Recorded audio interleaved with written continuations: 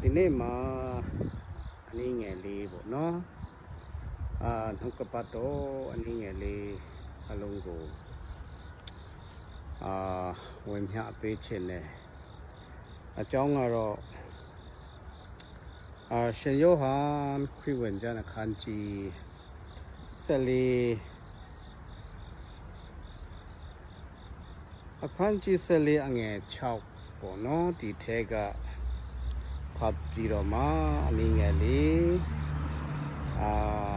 ဝင်မှခြင်းနဲ့ရှေးဥစွာကျွန်တော်တို့တမန်ကျမ်းစာတော်မြတ်ကိုဖတ်ကြရအောင်ရှင်ယောဟန်ခရစ်ဝင်ကျမ်းအခန်းကြီး14အပိုင်းငယ်6ယေရှုကငါတီလမ်းခရီးဖြစ်၏တမန်တရားလည်းဖြစ်၏အသက်လည်းဖြစ်၏ငါကိုအမိမပြုလျင်အဘဲသူညခမဲတော်ထံတို့မရောက်ရပြောထားပါတယ်ဆိုတော့ခရစ်တော်ဖယားကကျွန်တော်တို့ယုံကြည်သူများကျွန်တော်တို့လူသားအားလုံးတယောက်မှကြံအလုံးအားလုံးကိုသူအမတမှချစ်တယ်ချစ်လို့လည်းပဲဘယ်သူ့ကိုညငရဲကိုမရောက်စေချင်အားလုံးကိုယေရှုဖယားကကောင်းကင်ကိုရောက်စေချင်တယ်ဆိုတော့ဖယားသခင်ကကျွန်တော်တို့လူသားအားလုံးကိုသူဖန်ဆင်းတယ်အချို့သောသူများကဘယ်လိုသူတို့ယုံကြည်လဲဆိုရင်တော့လူသားအားလုံးဟာဖယားသခင်ဖန်ဆင်းတာမဟုတ်ဘူးပထဝီအာဘောတေဆိုဝါယောဆိုတဲ့တတ်ကြီးလေးပါးအဖြစ်သူဟာဒီတတ်ကြီးလေးပါးဟာတတ်ပြုလာပြီးတော့မှလူဟာသူ့အလိုလိုနဲ့ဖြစ်လာတယ်လို့အချို့သောဒီကွန်ပညာရှင်များကယုံကြည်ကြတယ်ပထဝီဆိုတာကမြေကြီးအာဘောတေဆိုဝါယောဆိုတာကမီးရည်လေနော်မြေကြီးရဲ့မီးရဲ့ရေရဲ့လေရဲ့ဆိုတဲ့ဒီတတ်ကြီးလေးပါးကိုပေါင်းစပ်ပြီးတော့မှလူဖြစ်လာတယ်လို့အချို့ကခံယူကြတယ်ပြီးတော့အချို့တိုးသူများကလည်းပဲသူတို့ဘယ်လိုခံယူလဲဆိုတော့လူဟာဟိုးကြိုထဲကနေဖောက်ပြန်တော့ကောင်းကင်တမန်နေလို့သူတို့ပြောတယ်ဆိုတော့ဖောက်ပြန်တော့ကောင်းကင်တမန်နေဟာကြိုထဲကနေကဘာမြေကြီးကိုဆင်းသက်လာတဲ့အချိန်မှာရောက်လာတဲ့အချိန်မှာဒါလူပြေကိုရောက်လာတဲ့အချိန်မှာလူဖြစ်လာတယ်လို့အချို့သောသူများကလည်းယုံကြည်ကြပါတယ်ဒါရမကသေးပါဘူးအချို့ကလည်းပဲလူဟာမြောက်ကနေဆင်းသက်လာတယ်လို့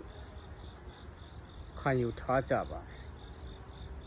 ဆိုတော့တကယ်တမ်းကြတော့လူဟာဒီလိုထင်တဲ့အတိုင်းမဟုတ်ပါဘူးဖယားသခင်ကလူကိုဖန်ဆင်းတယ်ဆိုတာဒီနှုတ်ကပတ်တော်တမန်ကျမ်းစာထဲမှာအတိအလင်းကျွန်တော်တို့တွေ့ရပါတယ်ဆိုတော့ထော်ကဲ့သို့ခံယူထားတဲ့လူတွေကပဲခရိယန်ဘာသာဝင်တွေကလူကိုဖယားဖန်ဆင်းတယ်လို့ယုံကြည်ကြတယ်ခံယူကြတယ်လို့သူတို့ကပဲကျွန်တော်တို့ကိုပြန်ပြောပါတယ်ဆိုတော့တကယ်တမ်းကြတော့အဲ့လိုမဟုတ်ပါဘူးလူဟာဖယားသခင်ကဖန်ဆင်းတာဖြစ်ပါတယ်ဆိုတော့ဖန်ဆင်းခြင်းကိုပြန်ကြည့်မယ်ဆိုရင်လူဟာ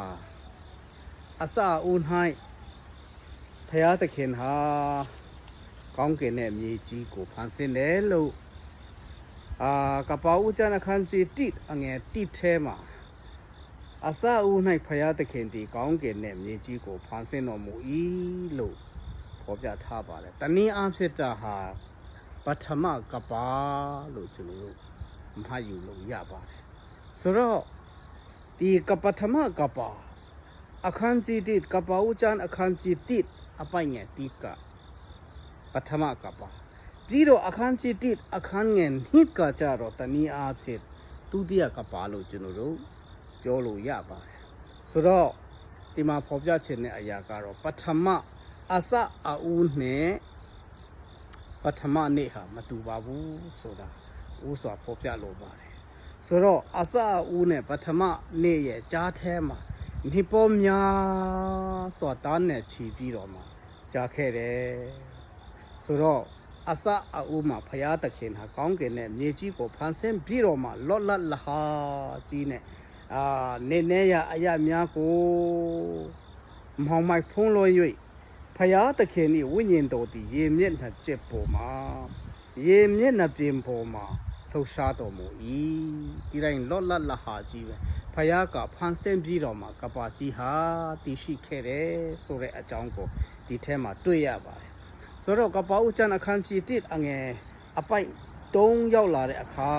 ကြမှာဘုရားသခင်ကအလင်းအင်ကြီးကိုဖန်ဆင်းခြင်းဒီကိုအစာပြုပြီးတော့မှတဆ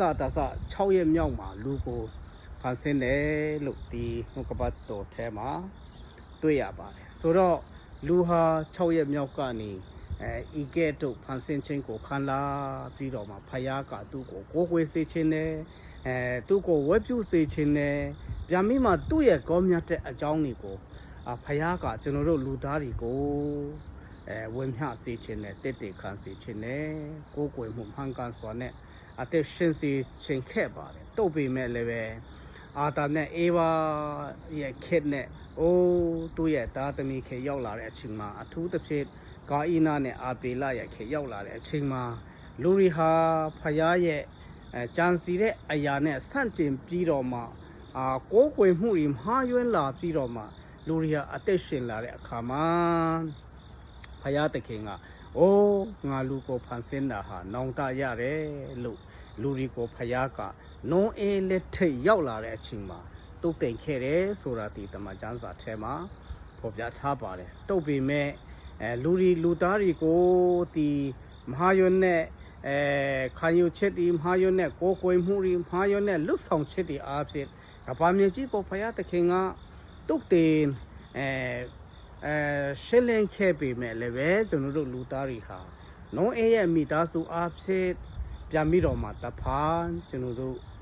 ပြန်ပွားလာခဲ့ကြတာဖြစ်ပါတယ်ဆိုတော့ဒီထက်ကနေနုံးအေးရဲ့မိသားစုကနေကျွန်တော်တို့ပြန်ပြီးမှပွားလာကြတာဖြစ်တော့ကြောင့်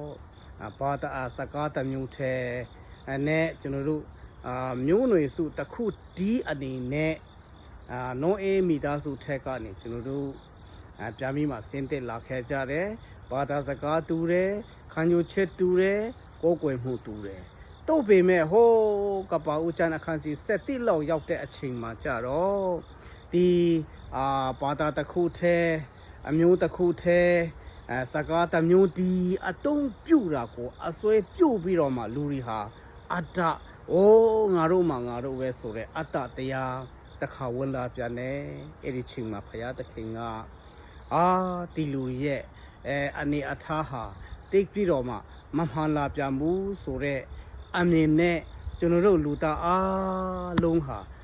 မိသားစုတစုထဲကနေဆင်းသက်လာရာကနေဘာသာစကားအမျိုးဘုရားသခင်ကကျွန်တော်တို့ရဲ့အတ္တမာနစိတ်ကြောက်ဘုရားသခင်ကဝေးပြားစေခဲ့ပြန်ပါတယ်တုတ်ပေမဲ့လည်းပဲယနေ့ထိဘုရားကဤကဲ့သို့အမှုတွေပြုနေခဲ့ပေမဲ့လည်းပဲကျွန်တော်တို့အားလုံးကိုဘုရားသခင်ကယနေ့ထိကျွန်တော်တို့ကိုချစ်နေဆဲဖြစ်ပါတယ်သူ့ကိုပဲအမြဲတမ်းကိုးကွယ်စေချင်တာဖြစ်ပါတယ်ငါဟာအခုနကျွန်တော်တို့ဖတ်လာတဲ့အတိုင်းပေါ့နော်ယေရှုကငါဒီလမ်းခရီးဖြစ်၏တဲ့တမန်တရားလည်းဖြစ်၏အသက်လည်းဖြစ်၏ငါကိုအမီမပြုတ်လေရဲ့အဘယ်တို့ညခမဲတော်ထံ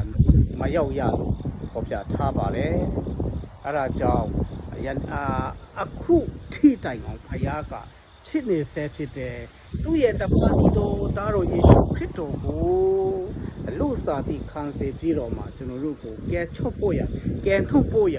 အပင်ငရဲတို့မရောက်ရလေဟောယေရှုဖယားကကျွန်တော်တို့ကို ယနေ့အထိချစ်နေဆဲဖြစ်ပါတယ်ဒါကြောင့်သူဟာတာသူဒီတာလမ်းခရီးဖြစ်တယ်သူဒီတာအသက်ဖြစ်တယ်သူဒီတာကျွန်တော်တို့ရဲ့ကျွန်တော်တို့ရဲ့အသက်တာကိုလွတ်မြောက်စေမဲ့လမ်းမှန်ကိုပို့ဆောင်စေမဲ့ကောင်းကင်ဘုံကိုတည်ဆောင်မဲ့ယေရှုခရစ်တော်ဖခင်ဖြစ်တယ်ဆိုတဲ့အကြောင်းဒီခုကပတ်တော်ထဲမှာရှင်းလင်းစွာပေါ်ပြခဲ့ပါတယ်ဆိုတော့ချစ်တော်မိတ်ဆွေများအသွေးမမှားပဲနဲ့လမ်းမှန်ဖြစ်တဲ့အင်းပြန်ခရီးကိုမှန်ကန်ကန်နဲ့လမ်းပြပေးနိုင်မဲ့ယေရှုခရစ်တော်ဖခင်ကိုနှလုံးသားအကျွမ်းမဲ့နဲ့ကျွန်တော်တို့လက်ခံကိုးစားပြီးတော့မှအသက်တာကိုတည်ကြည်စေပြီးတော့မှကျွန်တော်တို့ပြန်ပြီးမှသူ့ရဲ့မျက်မှောက်တော်ထဲမှာပြန်လဲတိုးဝင်မို့ရဒီကျမ်းပိုက်လေးအားဖြင့်အလုံးကိုအနည်းငယ်လေးဝင်hạခြင်းနဲ့အလုံးတို့ဖခင်ရှင်ကောင်းချီးပေးပါစေအာမင်